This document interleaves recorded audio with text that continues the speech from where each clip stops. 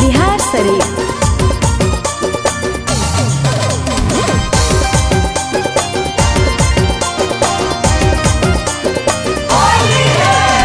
जीजावा ए साली जीजावा साया उघा रंग वो चीजावा। जीजावा ए साली जीजावा साया उघा रंग वो चीजावा। तोरा मनावेला हम ही बाजार से देहलियो ला के पी जावा। जीजावा ए साली जीजावा साया उघा रंग वो चीजावा। जीजावा ए साली जीजावा साया उघा रंग वो चीजावा।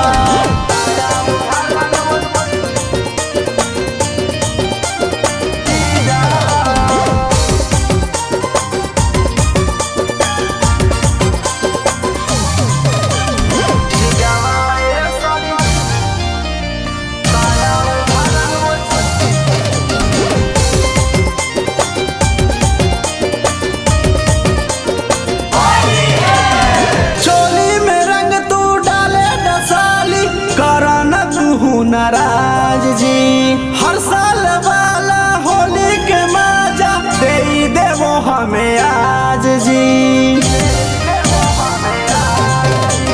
चोली में रंग तू डाले दसाली करना तू नाराज जी। हर साल वाला होली के मजा दे देवो हमें आज जी। धीरे धीरे हमरा खोले दसाली शरीरवा से तू सामी जावा। जीजावा ए साली जीजावा साया उघा रंग वो चीजावा। जीजावा ए साली जीजावा साया उघा रंग वो चीजावा।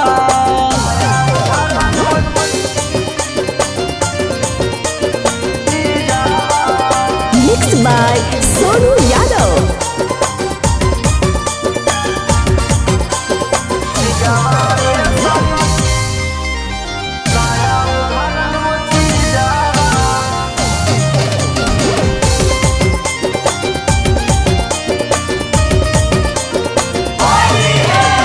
होली के फायदा उठावे द हमारा जीजा साली के बात है। उबाला माजा तोरो हम देवो होवे द तू रात है।